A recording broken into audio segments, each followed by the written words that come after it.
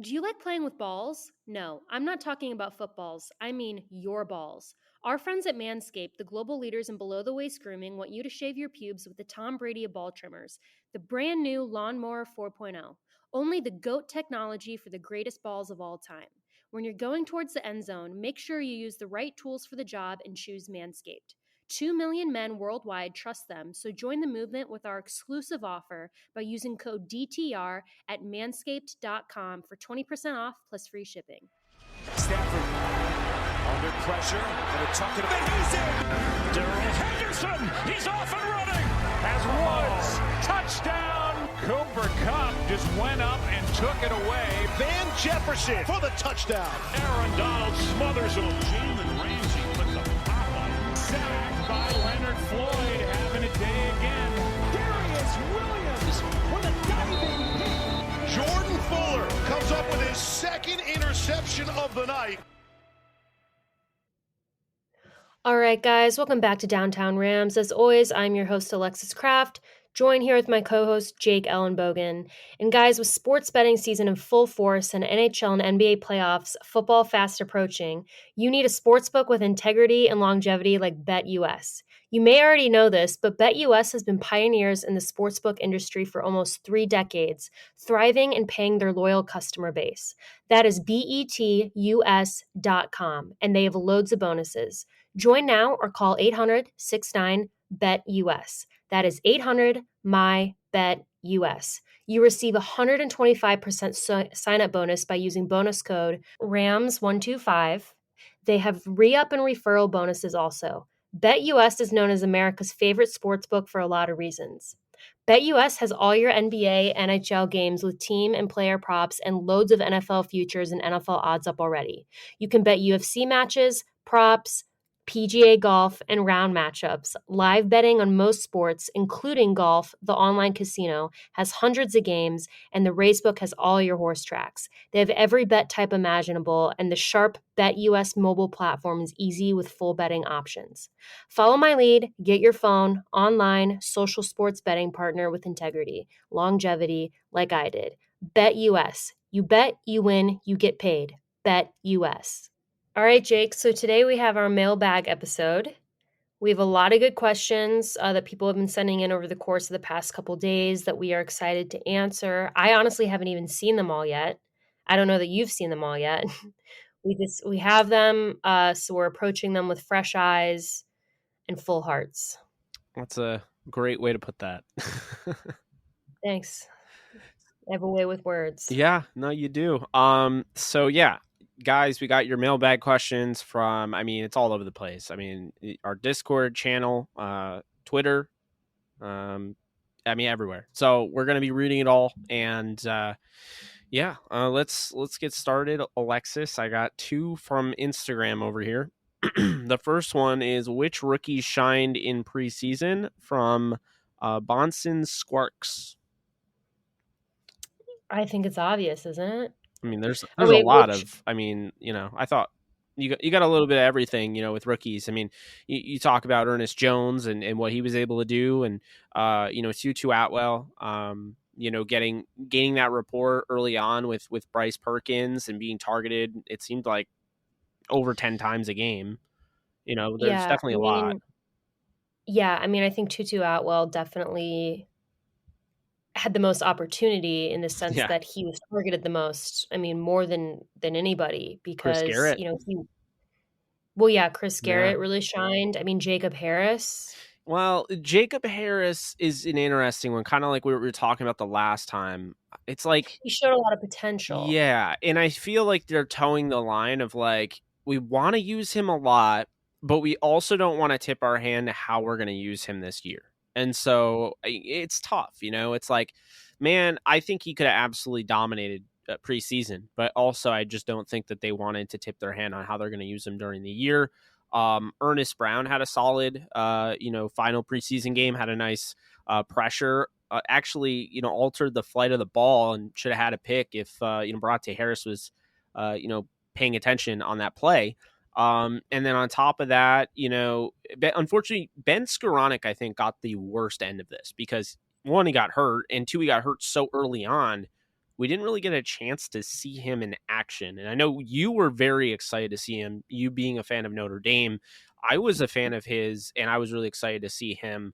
Aside from that, I would say Jake Funk made the most of his opportunity. We didn't even get to see him in the third preseason game. That's a good sign. Mhm. Sounds to me like he's a lock.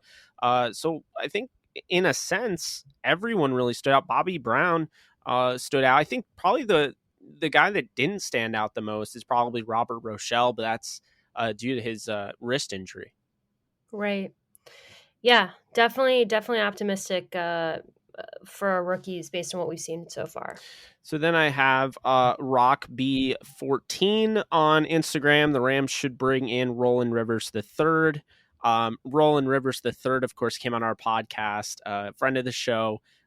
We appreciate him, but on top of that, I think he's onto something there, because I do think the Rams, if say they keep Perkins on the 53 and they need a quarterback, on that practice squad, I think Roland Rivers makes a lot of sense. I know he was working a little bit with the Steelers, and he's a guy that we liked during the draft process. So I think it was last year. So I mean, yeah, I'd definitely be for that.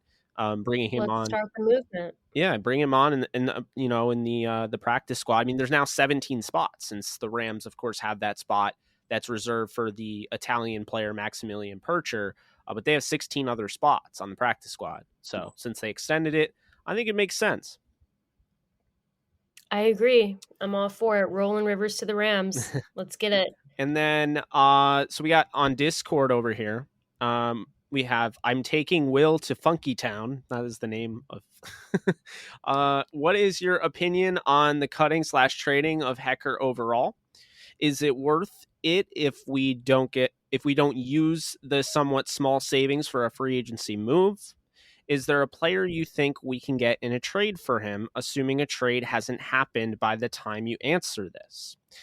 Wow. That's a loaded question there, a lot. So there's, the evolution of that question kind of, I had multiple things pop in my head. I will say the opinion on cutting / trading of Hekker overall, I'm against cutting him outright. I think you have to trade Johnny Hekker, the Cowboys. The Cowboys just saved some money with the Ezekiel Elliott move. I think that makes sense. Is it worth it if we don't use the somewhat small savings for a free agency move? I still think it is. The free agency move isn't necessarily why they would do it. They would do it because, this is a league where there's a ton of injuries. You're not adding another game on the season. They want that cap wiggle room if they make this, which we all think they're going to. If they get rid of Hekker, it's a money thing, and Bajorquez was one of the best punters last year, arguably the best punter last year in the league. So to get rid of Hekker, it's a combination of things, but you don't necessarily have to use the cap that you save with him to just go out and get a free agent right then and there. It's for that wiggle room as the season goes on. An unforeseen injury at a certain position, you can go out and you could maybe, make a move. And then is there a player you think we can get in a trade for him, assuming a trade hasn't happened by the time you answer this? Great question. I would look at Dorrance Armstrong from Kansas. I think he was their 5th round pick a few years back. I don't know if he's going to make the team, but I think if, the Cowboys had to trade a player, if the Rams wanted to get another edge defender, that might make sense. As well as I believe Connor McGovern as well. So that could be an interesting swap. I don't know if they would do that, but I would say those guys in that regard. Alexis, what about you with that 3-part question? I just have to admit, I'm just really not on board with getting rid of Hekker. Mm-hmm. I don't think it makes, I guess I can kind of see where it might make sense in some situations. It's just it's a little bizarre to me, quite frankly. I think that Hekker is still playing at a really high level and has been for over a decade. He's a fan favorite. He's someone who's been with the team for a really long time.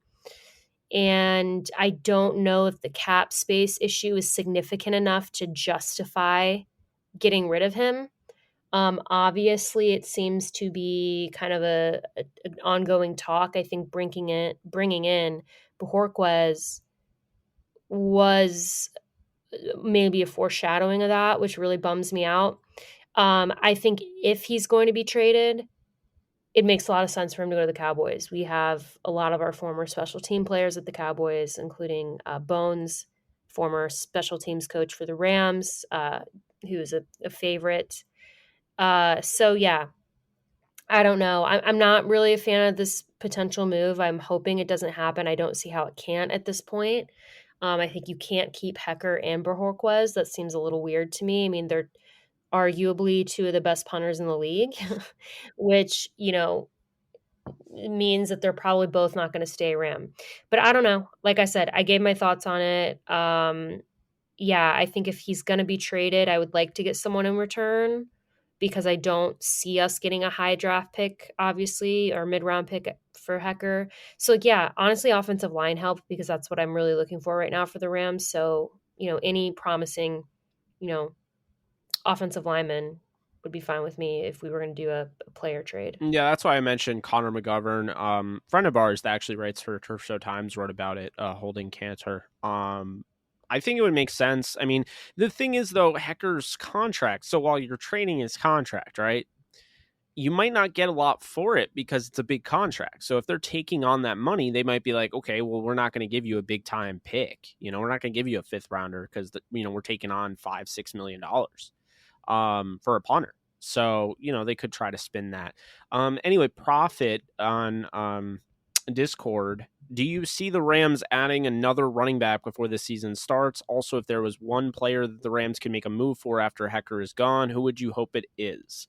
Good questions here. So, do you see the Rams adding another running back before the season starts?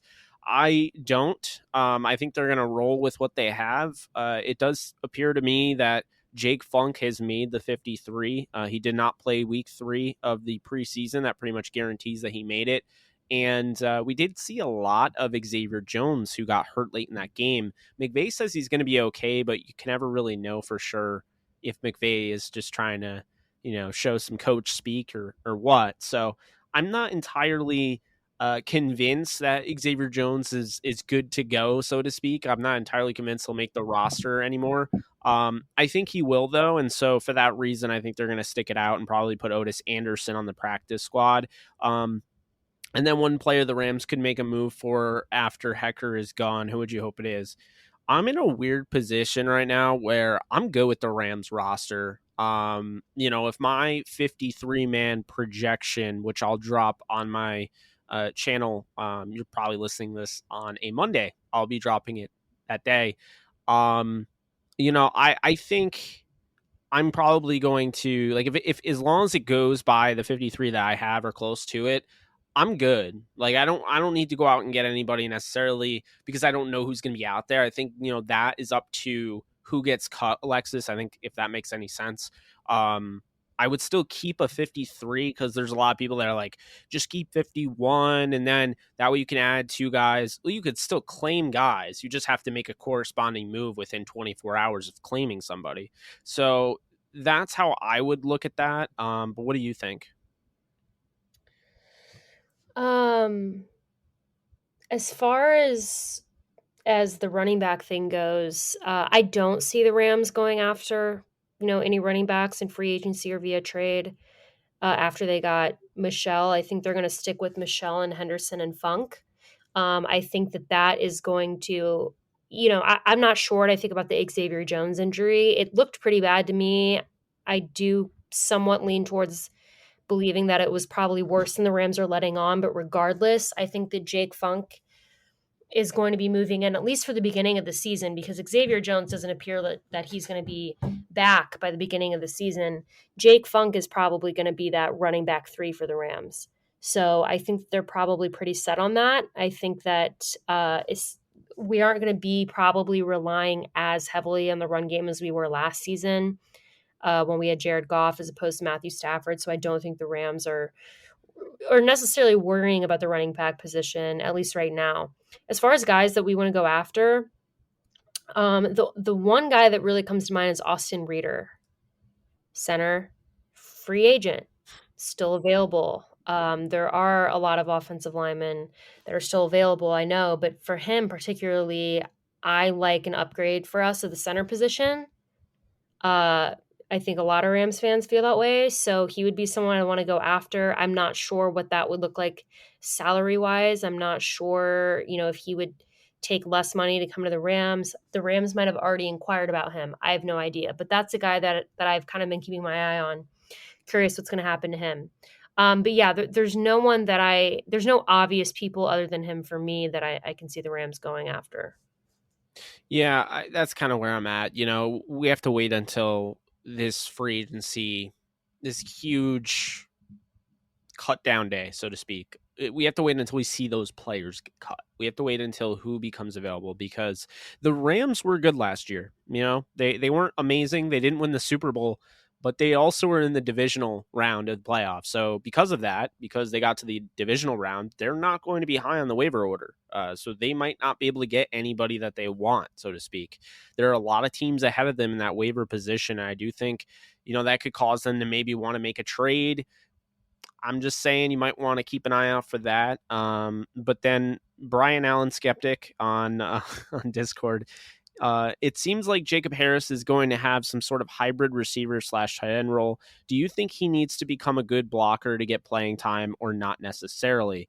This is a great question. He does not need to become a great blocker to get playing time, because essentially what he's going to be like a flex tight end. We saw it earlier. When the Raiders went and got this guy who was kind of, he had all sorts of issues off the field, and he got himself together. His name is Darren Waller. He came from the Ravens. He was a 7th round draft pick from the Georgia Tech, and he was a receiver, and he was a freak athlete. But the problem was he just really could not work as a receiver.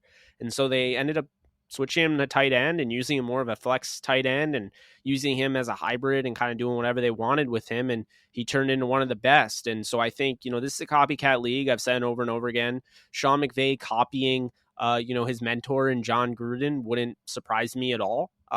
So, I think, or at least getting that knowledge from him.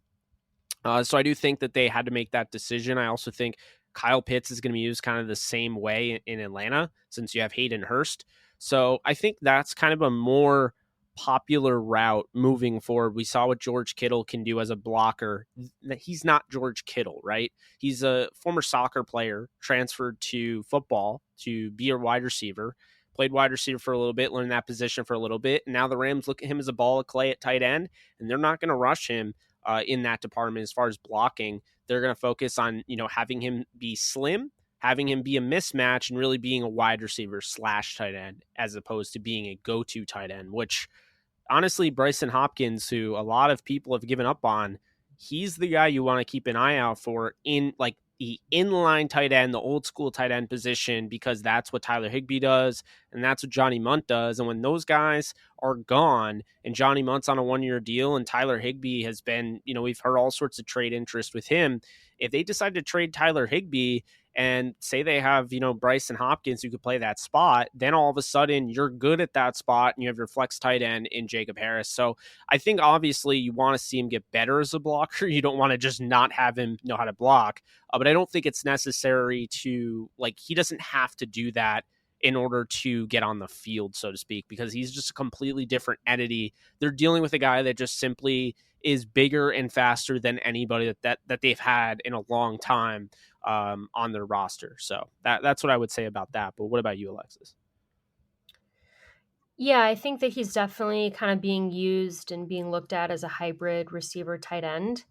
I think that as far as the blocking thing goes, obviously never hurts, but I think that they're looking more maybe at Bryson Hopkins as becoming that blocking tight end.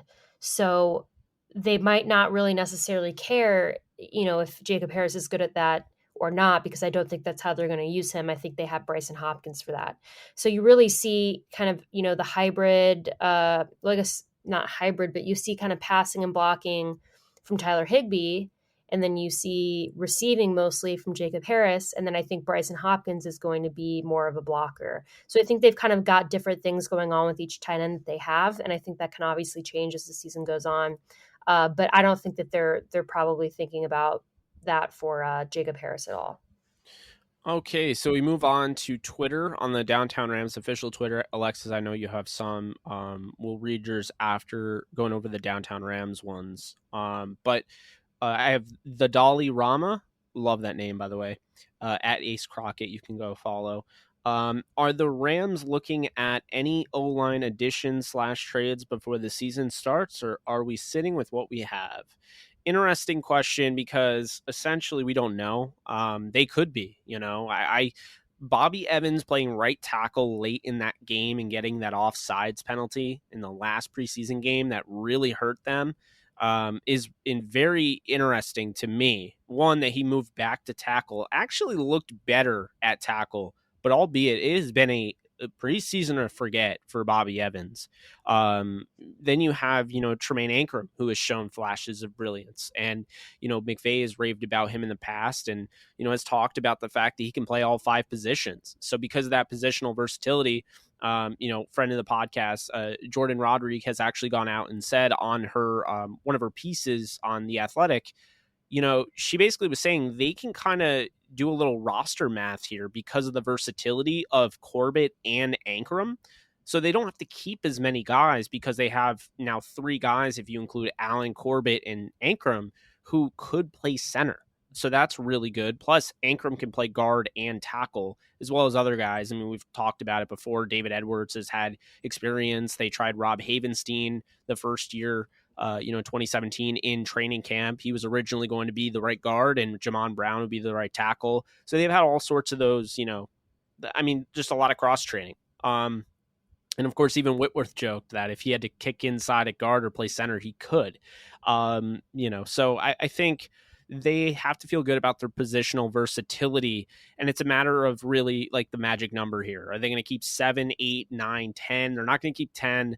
I think you're looking at the 7 to 9 area. And I know it sounds weird, right? You have your starting 5, and then why would you only keep 2 guys after that? Well, the positional versatility. And then on top of that, I think that they want to leave it open to potentially make another move. And so, you look at Alaric Jackson, who played left tackle all throughout preseason, got a lot of opportunity. The UDFA out of Iowa, he's the guy that they paid probably the most of any, UDFA to come there. So I think he's a practice squad candidate. I don't think they'll keep him. I don't think they need to keep him. He can probably slide on the practice squad. Chandler Brewer's an interesting one. They like him a lot. He can play guard. He played right tackle in this preseason, which was very interesting, coming over once Tremaine Ankrum went down in game 2. And so, Chandler Brewer, I want to see more of for sure, but I think he probably misses the cut on this one. And last year, it was incredible for him to be back, because last year, he missed all of last year due to COVID. He was a high risk because he's battled and, won against leukemia. So since, he had that, he's a high risk, COVID type of player. So he had to opt out. And then you do have Jordan Meredith, another UDFA center, and Coleman Shelton. Alexis, I don't know where you're at with the offensive line, but if, pretty much if you've seen my video, because it's probably already out by now for the 53-man roster, I only have them keeping 7 offensive linemen. I know it sounds crazy because normally like 8 is like the lowest you'll go, but they have their starting 5 in Whitworth, Edwards, Allen, Corbett, and Havenstein. And then I have them keeping Noteboom, who's shown that he could play tackle and guard, and Ankrum, who could play all 5 positions. I have them cutting Evans. I'm cutting everybody except for those 2. So, I don't know what your thoughts are on that. But for me, to answer this question, are the Rams looking at O-line additions / trades before the season starts, or are we staying with what we have? It's hard to say that you're staying with what you have because you have to actually make those cuts. So I think they're going to look at waivers. I think they're going to potentially look at trades. Maybe they go out and get a Connor McGovern, who, we mentioned earlier in the show. We'll see. But what are your thoughts? I agree, actually, with all of that. Like I said, I'm not sure that they're going to add anyone to the offensive line. It doesn't mean that I don't want them to, but I'm just not convinced that they are. So we'll see. I think it's very realistic that we only have 7 on the roster, which kind of scares me. Everyone knows that I'm very freaked out by our offensive line depth. I'm not a fan, but I think the Rams are comfortable with it. So we'll see. I think that you're right in what you said, though. Yeah, it's definitely it's a weird place to be in because, I was all for like, okay, the Rams didn't draft any offensive linemen, probably because they believe in who they have. And now I don't, now that we've seen like the you took the plastic off the couch and you're like, oh, this couch isn't really that great, is it? Like, you know, it's kind of like that was kind of the rude awakening for me anyways. I just, you know, assumed that these guys were good depth. And now I'm sitting here, I'm like, can we really even trust Bobby Evans, who couldn't play against third and fourth string, defensive linemen without struggling? That's my biggest issue. And then Mr. Ram fan Ashton, Ashton's the man. Appreciate you. You can go follow him at RamFanAshton1. Surprise Rams breakout player of the year. My best guess will be Ernest Jones. He will be a big part of the defense if we stay number one. Surprise Rams breakout player of the year. And Ernest Jones is actually a good one because it sounds to me like he might not start early on like I initially expected. It sounds like it's going to be Kenny Young and Troy Reeder. But Ernest Jones is probably going to be that third guy. And I do think Ernest Jones is a big reason. I actually have them cutting Micah Kiser. So, I mean, I think it's sounding, Jordan Rodriguez, them cutting Micah Kiser. And I think Ernest Jones is kind of overrating, so to speak.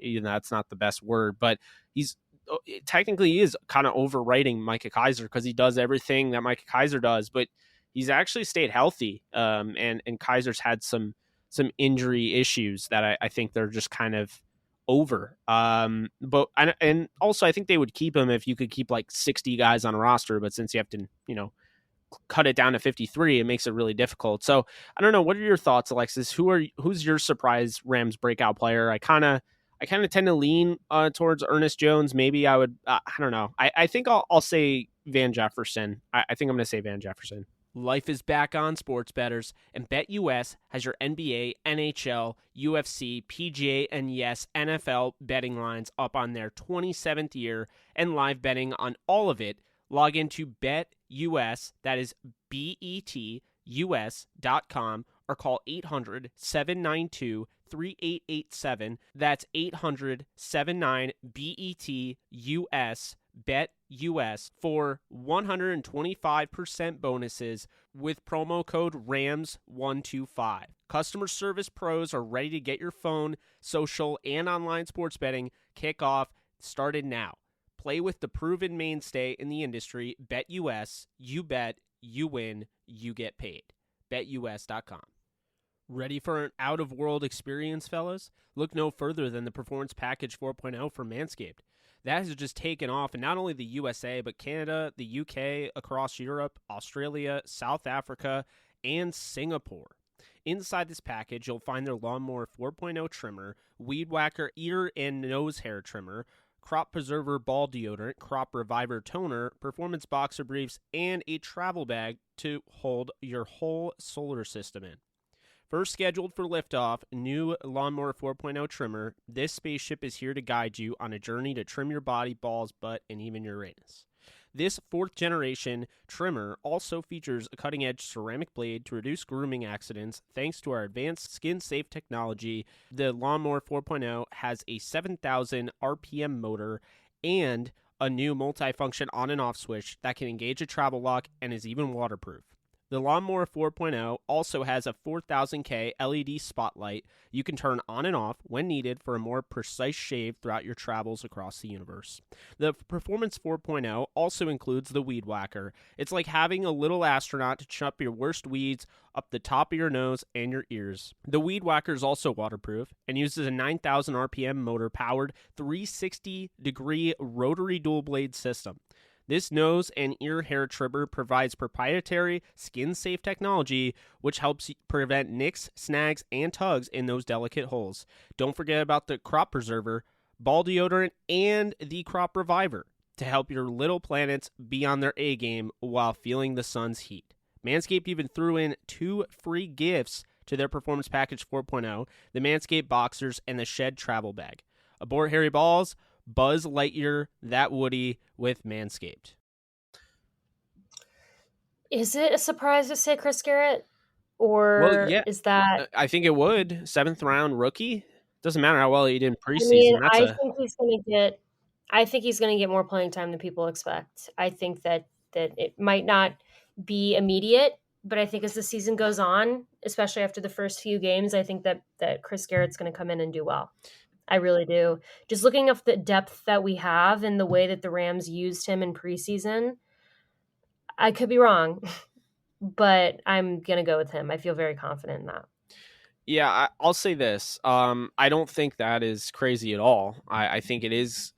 I think it's likely because I'm very interested in Chris Garrett. And before if you're listening right now and you're like, Chris Garrett, 7th round pick, D2, you're overreacting. Clearly you're putting way too much stock into preseason. This is the argument I'd make. Chris Garrett was also playing against he's playing with second and third teamers.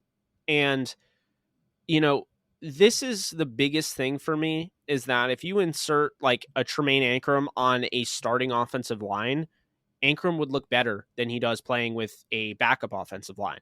It's the same deal with Chris Garrett playing on the defensive line, being an outside linebacker.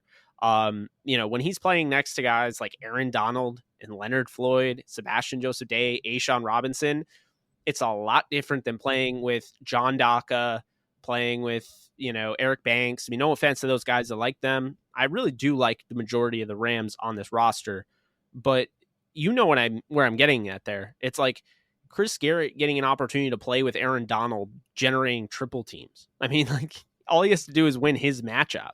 And if he can do that, I mean, he seemed a way, above and beyond where I expect him to be coming out of D2. I was very excited when they picked him because you don't just pick a D2 guy like that if you don't think that he has something. But, I definitely, I'm excited for Chris Garrett, so I like that pick. Van Jefferson, to me, though, I would say is because I feel like, everyone's talking about the hot new toy and the guy that everybody knows in Deshaun Jackson.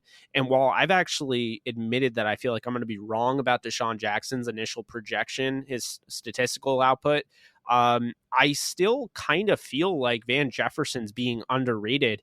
And towards the end of camp, we were starting to see like, we're obviously not there, but, Jordan Rodriguez and our friend Nick Hamilton, they were both putting out, tweets out there at camp saying, once again, Matthew Stafford connecting with Van Jefferson deep down the field on, a crossing pattern or, a deep post or, a touchdown or like just, you can tell that just based on that, obviously we're not there, but based on what we're hearing, seeing, viewing, is that Van Jefferson is definitely, developing a rapport with Matthew Stafford. And that's a huge thing because last year he was very limited because the Rams wouldn't throw it deep down the field and they used him early on in the season, but it seemed like they were so, non-committal with him.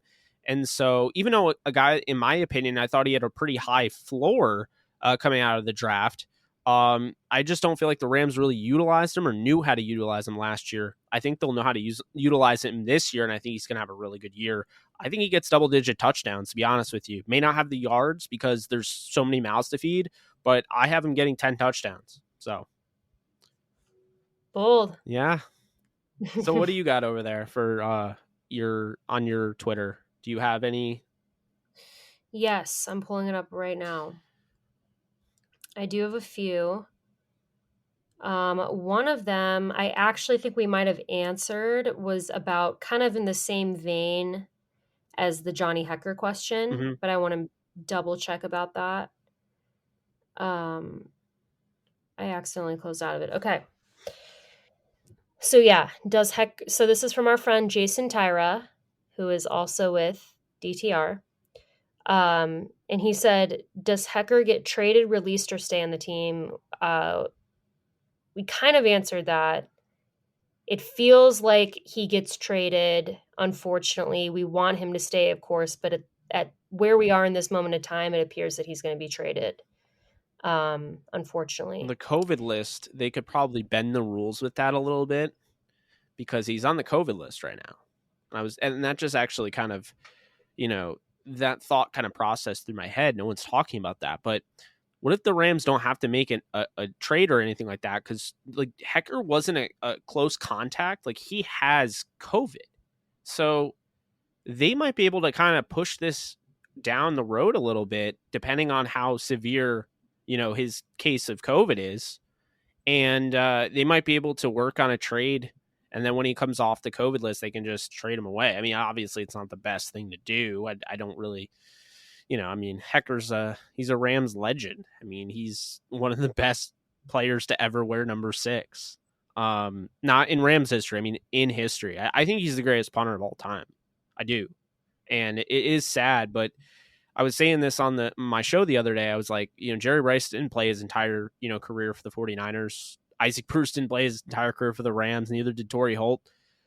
For every, Jackie Slater and, Jack Youngblood that you have that play their entire career for one team, there's about thousands of players that don't. So, it's upsetting. And I'm sure it kind of pains you a little bit more than me because while I think we both like him equally, you have kind of that connection since he is, of course, one of the last remaining St. Louis Rams.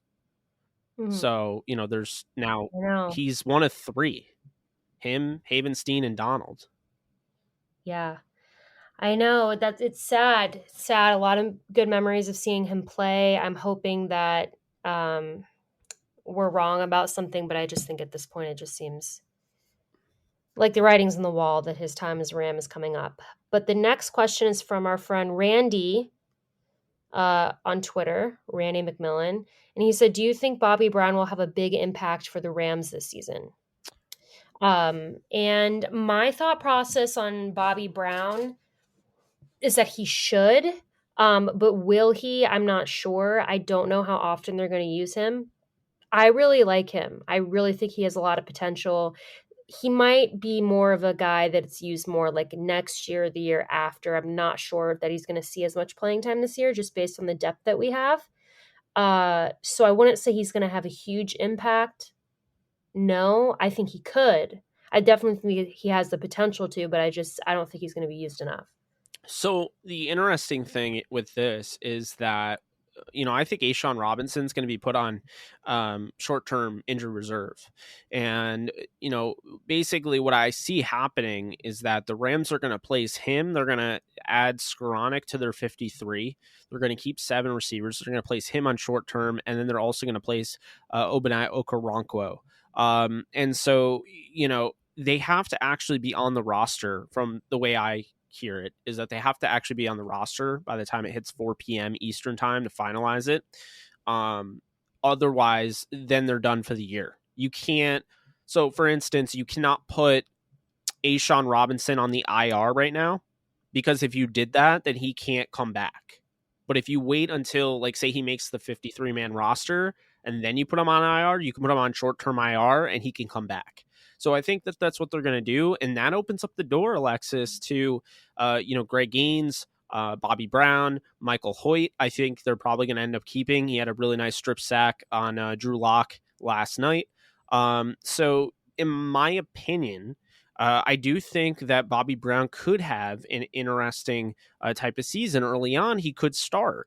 Now, the question remains, though, while he was a higher pick, would you start him or would you start Greg Gaines? Because Greg Gaines did not play at all in the preseason, which tells me he is a serious contributor on the defense. They didn't want him to get hurt.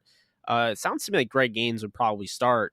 But because of, if A'Shawn Robinson missed, like some serious time and say he can't come back until week 4, Bobby Brown's probably going to get a lot of playing time as well. They're going to rotate in and out, I think. Yeah, that's true. I didn't really think about that. But yeah, I think that this is a really big prove-it year for Greg Gaines. I know that wasn't the question, but I think that we're going to see how it goes with him. I think they are planning on using him a lot. And yeah. I think he's had a solid career so far. Just hasn't been utilized enough.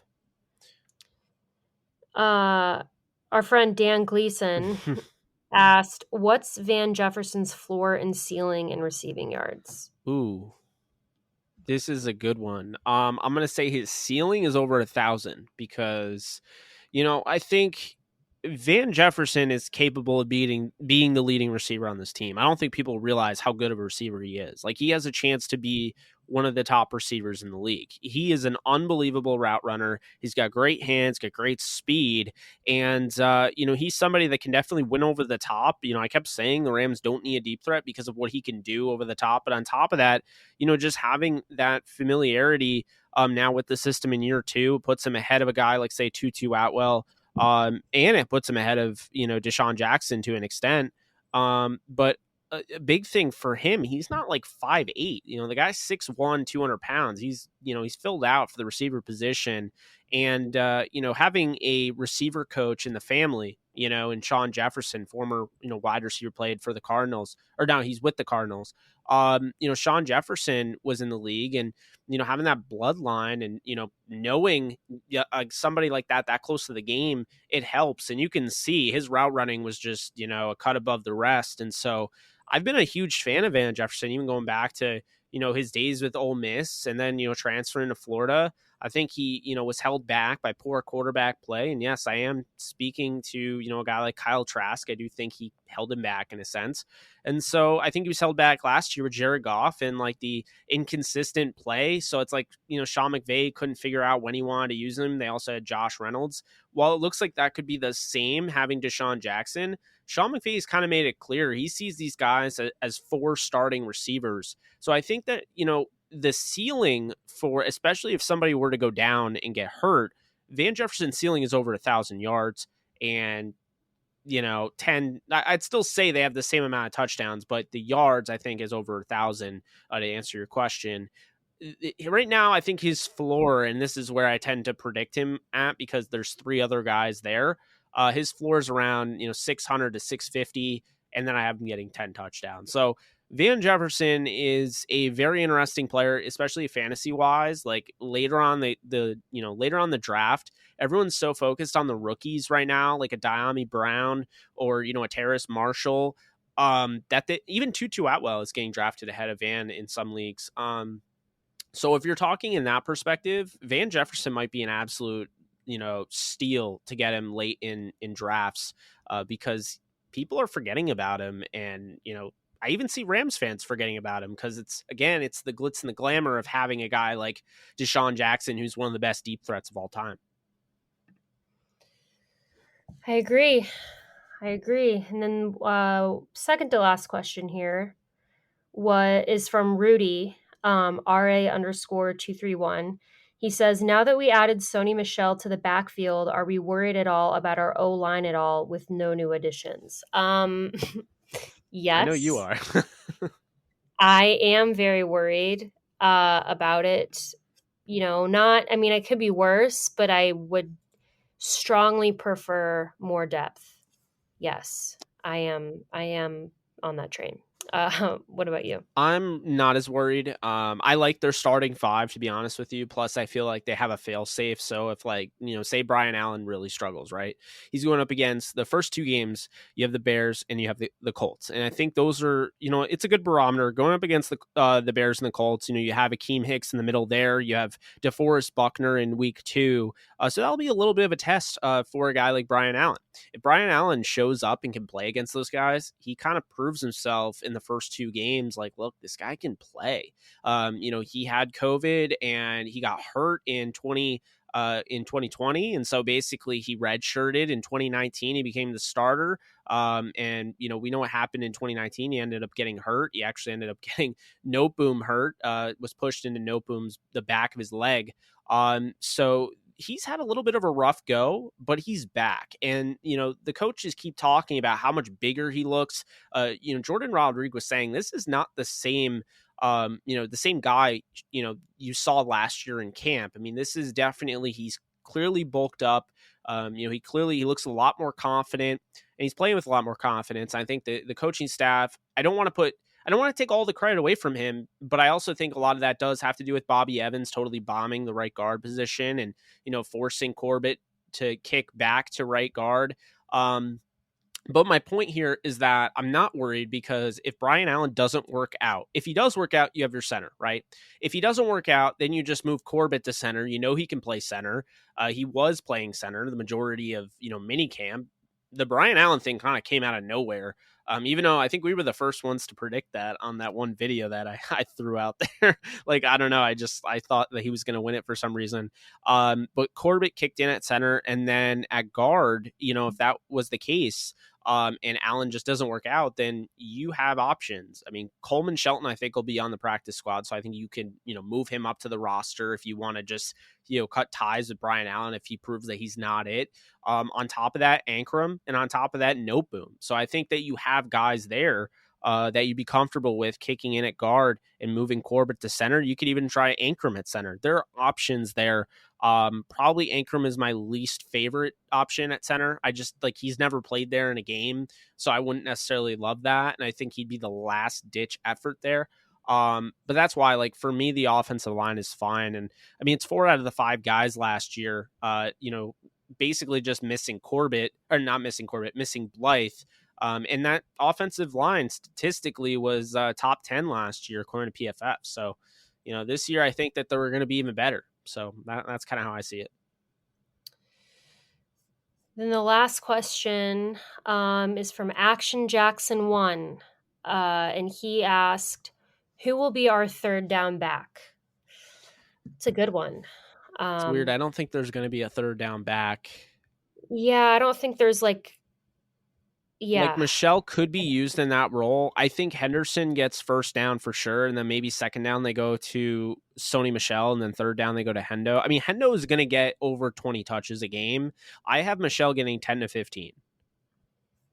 Like, I think Michelle is clearly going to be number 2, but I don't think he's going to be a backup, if that makes sense. I think essentially they got a guy that's very similar to Cam Akers and what he can do. He's built like Cam Akers, has that, the one cut ability, can create yardage, can, run through arm tackles, that type of deal. Whereas Henderson is just going to be in the Cam Akers role, so to speak. Like, he's going to have Cam Akers' workload of what he was supposed to have this year, but he's going to be himself in this role. Whereas Sony Michel is going to have Darrell Henderson's supposed workload if Akers was healthy, as being the Cam Akers in this offense. If that makes any sense. I understand if it doesn't, but that's how I see it. Hey, I agree. The thunder and lightning approach, Yeah. It makes sense, but those were all the questions on my end, by the way. I'm not sure if there was any more. That's it. I think we emptied the bag. All right, guys. Well, that's it. We will be back with another episode soon, which will be the 53-man roster episode where we discuss that because those are going to be announced soon. So as always, if you like what you hear, please like and subscribe. You can follow us on social media at Downtown Rams. You can follow me on Twitter at the Alexis Craft, and you can follow Jake at JK Bogan. Everyone stay safe, take care, and go Rams.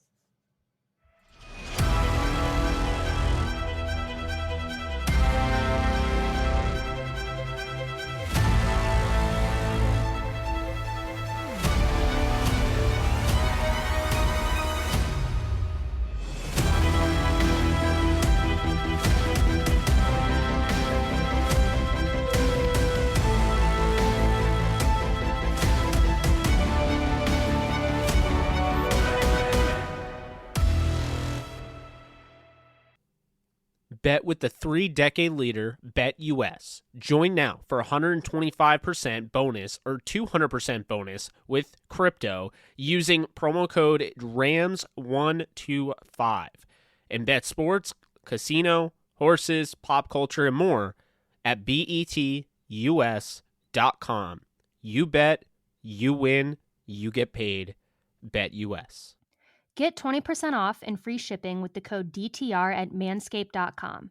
That's 20% off with free shipping at manscaped.com, and make sure to use code DTR. Unlock your confidence and always use the right tools for the job with Manscaped.